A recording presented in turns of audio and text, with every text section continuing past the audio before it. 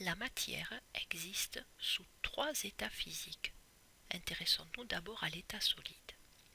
Prenons un solide, introduisons-le dans un bécher qui est le récipient de droite. Nous constatons qu'il a une forme cylindrique.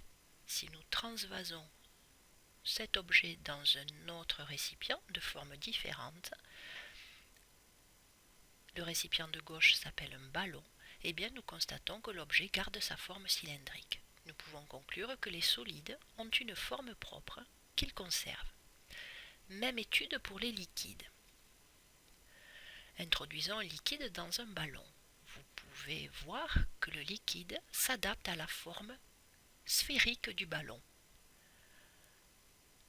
Si nous transvasons le liquide dans l'autre récipient, dans le bécher,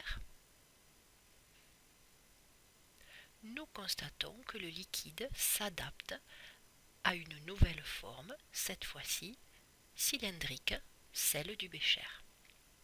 Nous pouvons conclure que les liquides n'ont pas de forme propre et qu'ils s'adaptent à la forme du récipient. Intéressons-nous maintenant à la surface libre d'un liquide. C'est la partie en contact avec l'air. Vous voyez que la surface du liquide suit une droite perpendiculaire à la verticale, indiquée par le fil à plomb. Cette direction en bleu s'appelle l'horizontale. Si nous inclinons le récipient sur la gauche,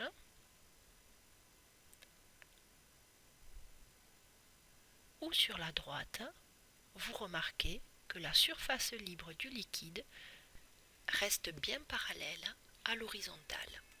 La surface libre d'un liquide au repos est toujours plane et horizontale.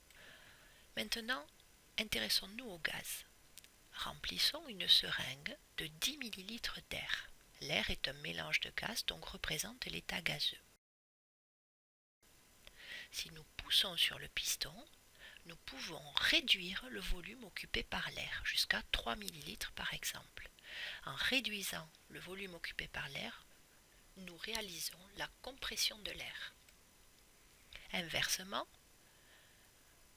nous enfermons toujours 10 ml d'air dans la seringue, mais cette fois-ci, nous tirons sur le piston et nous constatons que l'on peut augmenter le volume occupé par l'air au-delà des 20 ml. C'est ce qu'on appelle une expansion.